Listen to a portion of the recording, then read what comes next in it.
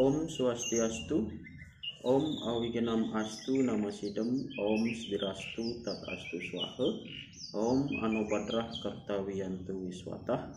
Bertemu lagi kita di video pembelajaran pendidikan agama Hindu. Pada kali ini kita akan membahas materi kelas 11 bab 2, yaitu yatnya dalam Mahabharata. Sebelum lanjut ke dalam video pembelajaran, bagi yang belum subscribe channel ini silahkan subscribe dulu. Bagi yang sudah subscribe, saya ucapkan banyak terima kasih. Oke, langsung saja kita pada video pembelajaran. Oke, seperti yang saya katakan tadi, materi kita kali ini itu adalah yatnya dalam Mahabharata. Jadi kita mencari yatnya di dalam kitab Mahabharata. Sekali lagi, kita akan mencari nilai yatnya di dalam kitab Mahabharata. Adapun tujuan pembelajaran kita pada pertemuan kali ini adalah pengertian, hakikat, bentuk, dan syarat pelaksanaan yatnya. Kita bahas pengertian dulu. Ya, yatnya itu secara etimologi berasal dari akar kata yats. Dari akar kata yats ini muncul 3 istilah. Yang pertama itu adalah yatnya itu sendiri, kemudian yajus, dan yajamana. Dari akar kata yats itu atau yatnya itu artinya adalah memuja atau berkorban atau menyembah. Jadi yatnya itu adalah sebuah pujaan, sebuah pengorbanan atau sebuah persembahan. Jadi yatnya itu bisa kita artikan bahwa sebuah korban suci atau sebuah pemujaan yang suci atau sebuah penyembahan yang suci yang dilakukan dengan tulus dan ikhlas. Oke, kita lanjut. Kemudian yajus. Yajus itu adalah aturan-aturan tentang pelaksanaan yatnya. Dan aturan-aturan tentang pelaksanaan yatnya ini ada dalam kitab Yajurveda. Kemudian kata yang ketiga yang muncul dari akar kata yats itu adalah yajamana. Yajamana itu adalah orang yang melaksanakan yatnya tersebut. Oke, sebelum kita lanjut, kita refresh dulu. Ya, di sini ada sebuah pertanyaan klasik yang biasa muncul di dalam masyarakat. Itu adalah seperti ini. Apakah yatnya hanya berupa upacara dan upakara saja? Ya, upacara itu artinya, upacara berasal kata upa dan cara. Upa itu artinya dekat, cara itu artinya cara. Jadi upacara itu bisa kita artikan sebagai sebuah proses mendekatkan diri dengan ide sang yang dewasa. Kemudian upakara berasal dari upa yang artinya dekat, dan kara itu artinya perbuatan. Jadi upakara itu adalah bisa diartikan sebagai sarana untuk mendekatkan diri dengan ide yang dewasa. Jadi ini adalah pertanyaan klasik yang muncul di dalam masyarakat. Apakah yatnya hanya berupa upacara dan upakara saja? Silakan dijawab. Untuk menjawabnya, kalian bisa menyaksikan video ini sampai selesai. Oke, kita lanjut saja. Kita lanjut. Yatnya adalah semua perbuatan yang mengandung unsur karya, sreya, budi, dan bakti. Jadi yang dimaksud dengan yatnya itu harus mengandung 4 unsur ini. Unsur karyanya ada, unsur sreyanya ada, unsur budinya harus ada, dan juga harus ada unsur baktinya. Oke, kita bahas satu persatu. Yang pertama karya. Karya itu artinya adalah perbuatan. Jadi di dalam yatnya itu harus ada perbuatan atau action yang nyata yang bisa kita kategorikan sebagai sebuah perbuatan yatnya. Kemudian yang kedua itu adalah sreya. Sreya itu artinya tulus ikhlas. Jadi yatnya yang kita lakukan harus didasarkan kepada ketulusan hati kita melakukan yatnya tersebut. Kemudian yang ketiga adalah budi. Budi artinya adalah kesadaran. Jadi yatnya yang kita lakukan itu muncul dari kesadaran diri kita sendiri untuk berniat melakukan yatnya tersebut, bukan atas dorongan atau ajakan ataupun saran dari orang lain. Kemudian yang terakhir itu adalah bhakti. Jadi bhakti itu artinya adalah persembahan. Jadi yatnya itu harus ada yang dipersembahkan. Jadi persembahan itu bukan hanya dalam bentuk upakara saja, tetapi banyak hal yang bisa kita persembahkan yang berupa bhakti. Nah, hal ini dijelaskan dalam ajaran Nawawida Bhakti. Misalnya dengan menyebut nama Tuhan, dengan mengingat nama Tuhan, dengan menyanyikan lagu-lagu kerohanian, itu juga disebut sebagai sebuah persembahan. Oke, kita lanjut. Kemudian pembagian yatnya. Pembagian yatnya di sini yang dibahas adalah kepada siapa yatnya itu ditujukan atau objek daripada yatnya itu. Berdasarkan objek yatnya, maka yatnya itu bisa dibagi menjadi 5. Yang pertama adalah dewa yatnya, itu adalah korban suci yang tulus ikhlas yang dipersembahkan kepada ide Sang Yang Widiwasa beserta para manifestasinya. Kemudian resi yatnya, itu adalah korban suci yang tulus ikhlas yang ditujukan kepada para resi, guru-guru spiritual maupun pendeta yang melaksanakan atau yang memimpin jalannya yatnya. Kemudian yang ketiga adalah manusia yatnya. Manusia yatnya itu adalah korban suci yang tulus ikhlas yang dilakukan untuk sesama manusia. Kemudian yang keempat adalah fitra yatnya, yaitu korban suci yang tulus ikhlas yang dilakukan kepada para pitara atau leluhur atau orang tua. Dan yang terakhir itu adalah buta yatnya, adalah korban suci yang tulus ikhlas yang dilakukan untuk para buta, baik buta yang ada pada Buana Agung maupun buta pada Buana Alit. Oke, demikian pembagian yatnya. Kita lanjut ke dalam bentuk pelaksanaan yatnya. Ya, bentuk pelaksanaan yatnya itu ada 3. Yang pertama itu adalah yatnya berdasarkan waktu pelaksanaannya. Jadi kapan yatnya itu dilaksanakan. Kemudian berdasarkan kuantitas yatnya, berdasarkan besar kecilnya yatnya yang kita lakukan.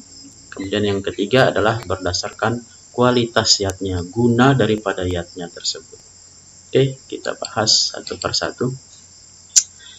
Yatnya berdasarkan waktu pelaksanaannya. Ada yang disebut dengan nitya yatnya, yang kedua adalah naimitika yatnya, yang ketiga adalah kamya yatnya atau insidental. Kita bahas satu persatu. Yang pertama adalah nitya yatnya. Nitya yatnya itu adalah yatnya yang dilakukan setiap hari. Jadi yatnya yang dilakukan setiap hari atau nitya yatnya itu ada 3. Yang pertama itu adalah Tri Sandhya, yang kedua adalah yatnya sesa, dan yang ketiga adalah janana yatnya. Oke. Nitya yatnya yang pertama itu adalah Tri Sandhya. Tri Sandhya berasal kata Tri dan Sandhya. Tri artinya 3, Sandhya artinya perubahan waktu. Jadi menurut Hindu ada 3 waktu perubahan waktu yang dianggap baik, sangat baik untuk melakukan hubungan dengan Sang Yang Widi. Nah, makanya disebut dengan Tri Sandhya. Dan waktu yang baik untuk melakukan hubungan dengan Sang Yang Widi tersebut adalah yang pertama itu disebut dengan Brahma Muhurta, yaitu perubahan waktu malam ke menjadi siang, atau biasa disebut dengan pagi ya, jam 6 pagi itu biasanya sebelum matahari terbit. Itu yang disebut dengan Brahma Muhurta. Waktu yang kedua itu adalah jejak matanai atau tengi tepat, atau matahari tepat berada di atas kepala kita. Itu adalah waktu yang baik untuk melakukan hubungan dengan Sang Hyang Widi. Dan yang terakhir itu adalah waktu yang baik untuk melakukan hubungan dengan Sang Hyang Widi adalah disebut dengan sandikala, yaitu perubahan waktu dari siang menjadi malam, atau disebut dengan salikaon. Itu adalah waktu yang baik untuk melakukan hubungan dengan Sang Hyang Widi. Oke, itu Trisandya. Trisandya bisa diartikan sebagai sembahyang ya. Persembahyangan yang dilakukan oleh umat Hindu 3 kali dalam sehari. Oke, kita lanjut. Nitya yatnya yang kedua itu adalah yatnya sesa. Sesa itu artinya adalah sisa. Jadi yatnya sesa itu adalah yatnya yang dilakukan setelah selesai memasak dan sebelum makanan yang dimasak tersebut dicicipi. Ya, jadi makanan yang kita masak itu kita harus persembahkan dulu kepada Ido Sang Hyang Widi Wasa, barulah kita kemudian menikmati sisa makanan tersebut untuk dinikmati. Ya, dasar pelaksanaan yatnya sesa ini adalah Bhagavad Gita bab 3 sloka 13. Dikatakan yatnya sistasina santo mucyante sarwa kilbisai bujante te tua akham papa pacanti atma karana. Yatnya sistasina santo, yatnya itu yatnya, sistasina itu adalah sisa persembahan, santo itu adalah orang suci. Jadi orang suci itu adalah makan sisa persembahan, sisa yatnya. Mucyante sarwa kilbisai. Mucyante itu dibebaskan, sarwa itu adalah dari semua, kilbisai adalah dosa. Jadi akan dibebaskan dari semua dosa. Bujante tua akham papa pacanti atma karanat. Bujante itu makan, memasak. Mereka yang memasak hanya untuk dirinya sendiri, sesungguhnya mereka telah memakan dosa. Jadi jelas di sini dinyatakan bahwa kita hendaknya mempersembahkan terlebih dahulu makanan kita sebelum kita makan. Kalau kita tidak mempersembahkannya atau kita memasak hanya untuk diri kita sendiri, sesungguhnya kita telah memakan dosa. Itu yatnya sesa. Kemudian nitya yatnya yang ketiga itu adalah jenana yatnya. Adalah yatnya dalam bentuk pengetahuan. Jadi pengetahuan dalam hal ini adalah pengetahuan para widya maupun aparat widya. Pengetahuan tentang ketuhanan, tentang agama maupun pengetahuan yang bersifat duniawi. Itu kita harus pelajari, kita gali, kita dalami setiap hari sehingga pengetahuan yang kita peroleh itu bermakna yatnya atau disebut dengan jenana yatnya. Oke, kita lanjut. Yatnya berdasarkan waktu pelaksanaannya. Yang kedua itu adalah naimitika yatnya. Naimitika yatnya itu adalah yatnya yang dilakukan pada waktu-waktu tertentu atau telah terjadwal. Jadi ada jadwal pelaksanaan dari hari dari yatnya tersebut. Nah, ini adalah perhitungan-perhitungan pelaksanaan yatnya berdasarkan naimitika. Yang pertama itu adalah berdasarkan perhitungan wara, yang kedua itu berdasarkan perhitungan wuku, dan yang ketiga berdasarkan perhitungan sase. Oke, kita bahas. Naimitika yatnya berdasarkan perhitungan wara. Ya. Yang pertama itu adalah pertemuan triwara dengan pancawara. Triwara itu contohnya adalah bagian-bagian itu adalah pasah, beteng, kajeng. Sementara pancawara itu adalah umanis, paing, pon, waki, kliwon. Nah, pertemuan triwara kajeng dan pancawara kliwon itu dianggap sebagai hari yang baik untuk melaksanakan yatnya. Kemudian yang kedua itu adalah pertemuan pancawara dengan saptawara. Pancawara tadi adalah umanis, paing, pon, wagi, kliwon. Sementara saptawara itu adalah dite, somo, anggara, muda, brihaspati, sukra, saniscara. Nah, pertemuan Pancawara dengan Saptawara inilah yang dianggap sebagai hari yang baik untuk melaksanakan Naimitikayatnya. Contohnya adalah Budo Klion, Anggara Kasih, dan Budo Wage. Oke, kita lanjut. Naimitikayatnya berdasarkan perhitungan buku. Ya, contohnya adalah Hari Raya Galungan, Kuningan, Tumpek, Saraswati, dan sebagainya. Kemudian Naimitikayatnya yang berdasarkan sasih atau bulan itu ini adalah Purnama, Tilam, Nyepi, dan Siwalatri. Itu adalah contoh dari pelaksanaan Naimitikayatnya berdasarkan perhitungan sasih. Oke, kita lanjut pada yatnya berdasarkan waktu pelaksanaan yang ketiga. Itu disebut dengan kamya yatnya atau incidental yatnya. Apa itu kamya yatnya? Kamya yatnya itu adalah yatnya ini didasarkan atas adanya peristiwa atau kejadian-kejadian yang tidak terjadwal dan dipandang perlu untuk melakukan atau melaksanakan yatnya, atau dianggap perlu dibuatkan upacara persembahan. Jadi peristiwanya tidak terjadwal tetapi dipandang atau dianggap secara tradisional dianggap perlu untuk melaksanakan yatnya atau perlu dilaksanakan sebuah upacara. Contohnya itu adalah ini, mulapin, memaku, macaru, nebusin, dan upacara yang lainnya. Oke, kita lanjut. Yatnya berdasarkan kuantitas yatnya. Kuantitas itu artinya adalah besar kecilnya dari yatnya itu. Ya, ini berdasarkan besar dan kecilnya pelaksanaan yatnya yang disesuaikan dengan kemampuan, situasi, dan kondisi orang yang melakukan yatnya tersebut. Jadi yatnya yang kita lakukan itu hendaknya disesuaikan dengan kemampuan kita dan situasi kondisi kita. Ya, jangan kita beriatnya tidak sesuai dengan kemampuan. Jadi nanti kalau kita beriatnya tidak sesuai dengan kemampuan, maka kita akan kewalahan melaksanakan yatnya tersebut, sehingga yatnya tersebut bisa menjadi beban kita.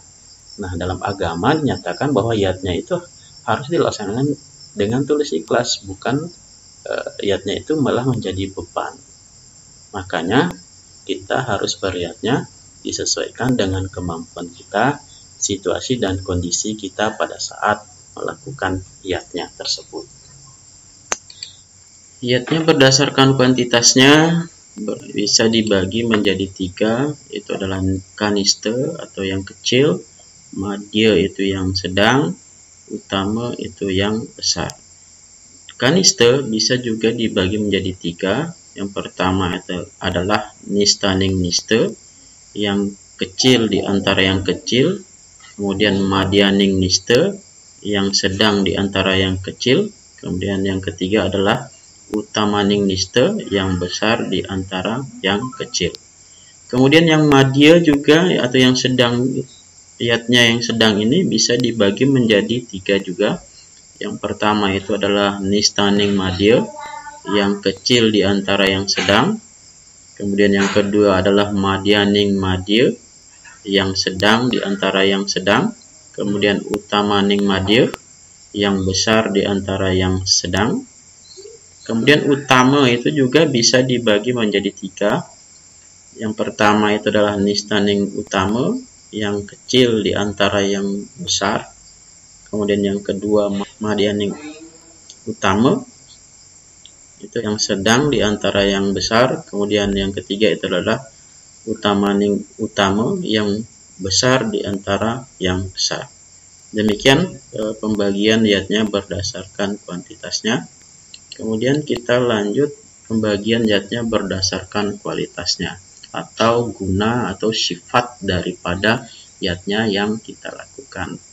Ya, berdasarkan sifat atau guna daripada yatnya yang kita lakukan, yatnya itu bisa dibagi menjadi 3. Yang pertama itu disebut dengan tamasika yatnya, kemudian yang kedua adalah raja sikayatnya, Dan yang ketiga adalah satwika yatnya.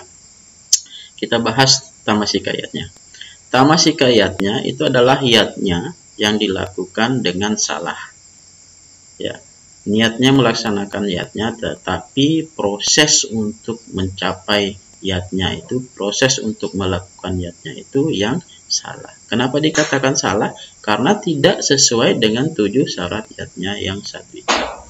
Yang mana disebut dengan 7 syarat yatnya yang satwika? Nanti kita bahas di syarat-syarat yatnya yang satwika.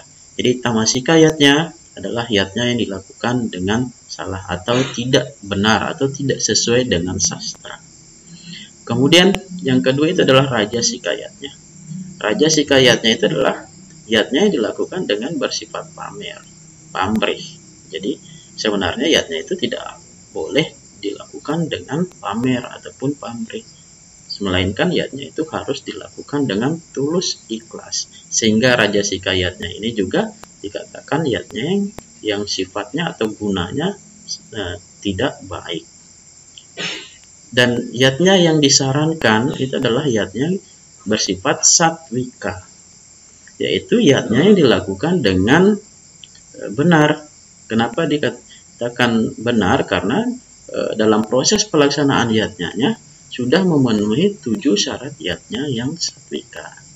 Oke, kita bahas apa sih sebenarnya 7 syarat yatnya yang satwika itu sehingga mempengaruhi sifat atau guna daripada yatnya yang kita lakukan, sehingga kita bisa melakukan yatnya yang satwika. Jangan sampai kita niatnya melaksanakan yatnya, tetapi karena kita tidak mengetahui 7 syarat yatnya yang satwika itu yang bagaimana, sehingga yatnya yang kita lakukan itu biasanya bersifat tamasika ataupun bersifat rajasika. Oke, kita bahas 7 syarat yatnya yang satwika. Yang pertama itu adalah sastra. Artinya yatnya yang kita lakukan itu harus berdasarkan sastra agama, berdasarkan kitab-kitab agama, kitab Weda. Nah, kitab Weda yang dimaksud di sini adalah ini 5 tuntunan Weda ini, ya, Sruti, Semerti, Sila, Sadacara, dan Atmanastuti. Ya, jadi yatnya kita harus berdasarkan sastra agama, harus ada acuannya, dasarnya untuk melakukan yatnya tersebut. Jadi tidak semata-mata yatnya itu dilakukan hanya atas dasar keinginan sendiri saja. Harus ada dasarnya bagaimana proses dari pelaksanaan yatnya tersebut. Ya, ini dasarnya adalah sastra agama. Kemudian yang kedua adalah srada.